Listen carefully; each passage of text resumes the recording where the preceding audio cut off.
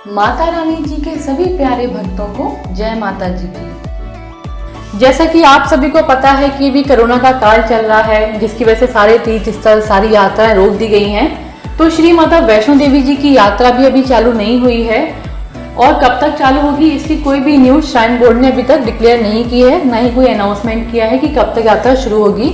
पर जैसा कि हमें विश्वास है और पूरी उम्मीद है कि माता वैष्णो देवी जी जल्द ही अपने द्वार खोलेंगी और सभी भक्तों को अपने दर्शन देंगी। तब तक के लिए आप सभी से निवेदन है कि आप सभी लोग अपने अपने घरों में रहें, सुरक्षित रहें। यात्रा खुलने की जैसे ही कोई भी न्यूज़ या कोई भी अपडेट हमें मिलता है तो हम आप सभी के साथ जल्दी शेयर कर लेंगे। तो इसी के साथ जैसी यात्रा खुलेगी तो आप सभी लोग अपनी अपनी यात्रा की प्लानिंग करेंगे, इसीलिए कोई भी छोटी या बड़ी इन्फॉर्मेशन है हम आप सभी के साथ शेयर कर रहे हैं। एक और जानकारी हम आप सभी को बांटना चाहते हैं कि जब भी आप श्री माता वैष्णो देवी जी की यात्रा शुरू करते हैं और यदि आपको अपनी यात्रा पैदल करनी है तो आपको बाण गंगा पे ही जो शॉप्स हैं वहाँ पे डंडी मिलेगी। यदि आप यह डंडी लेते हैं यात्रा मार्ग के लिए और पैदल यात्रा करते हैं तो आपको यात्रा करने में काफी सुविधा होगी। आपको पैदल चढ़ाई करने में आपको बहुत सपोर्ट देगी, क्योंकि डंडी के सहारे यदि आप चलेंगे तो जो चढ़ाई का जोर है वो आपके ऊपर पूरा ना आके ये डंडी अपने ऊपर लेगी और आपको चलने में काफी सुविधा होगी। ये डंडी आपको यात्रा मार्ग में बहुत काम आने वाली है। जैसे कि यदि आप थक जाते हैं चलते चलते तो आप डंडी का सहारा लेके थोड़ी बहुत देर के लिए आराम भी कर सकते हैं, तो आपको ये वहां भी सहयोग देगी।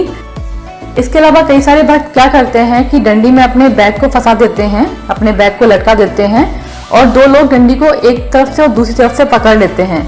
ऐसे में क्या है कि जो बैग है उसका वजन आपको अपने कंधों पे नहीं लेना पड़ता और धीरे धीरे करते हुए आप डंडी के सहारे अपना बैग भवन तक लेके जा सकते हैं। तो ये एक और फायदा है डंडी का। इसके अलावा डंडी लेते समय जो आपको बातें ध्यान में रखनी है वो ये है कि जब भी आप डंडी खरीदते हैं तो ध्यान दें कि जो डंडा होगा वो बहुत ज्यादा पतला नहीं होना चाहिए और बहुत ज्यादा मोटा नहीं होना चाहिए।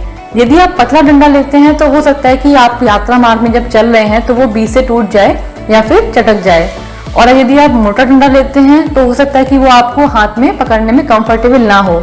तो जब भी आप डंडे का चयन करें तो ध्यान दीजिएगा कि वो पकड़ने में आपको कंफर्टेबल हो, बिल्कुल आरामदायक हो, क्योंकि यदि आपको पकड़ने में आरामदायक नहीं होगा तो वो पूरी रास्ता आपको परेशान करेगा।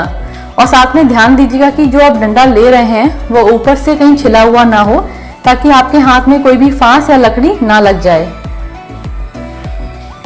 तो ये कुछ बातें हैं ध्यान देने वाली जो आपको डंडा खरीदते समय ध्यान में रखनी है।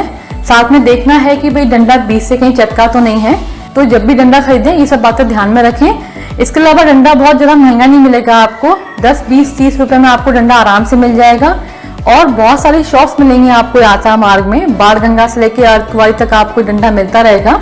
जब आपको लगता है कि आपको चलने में कठिनाई हो रही है तब आप शॉप पे डंडा खरीद सकते हैं, लेकिन फिर भी हमारा सुझाव यही है कि यदि आपको डंडा लेना है तो आप शुरुआत में ही ले लीजिए।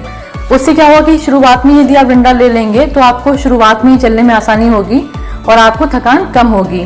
तो ये जानकारी थी डंडे से जुड़ी जो हमने आपके साथ शेयर की। इसके अलावा आपको एक बात और ध्यान में रखनी है कि जब भी आप पैदल चढ़ाई करते हैं और डंडे का उपयोग करते हैं तो ऐसे में क्या होता है, जब आप डंडा लेकर चलते हैं तो हमें ध्यान नहीं रहता है और हमारा डंडा पीछे की तरफ हो जाता है, जिससे कि जो यात्री हमारे पीछे चल रहा है उसके पैर में डंडा फंसने के चांसेस होते हैं और हो सकता है कि वो गिर जाए। तो जब भी आप डंडा लेके चले तो ध्यान रखें कि जब आप डंडे को जमीन पर रख रहे हैं या फिर यात्रा मार्ग में रख रहे हैं तो वो पीछे की तरफ ना जाए और पीछे जो आपके यात्री चल रहा है उसके लग ना जाए।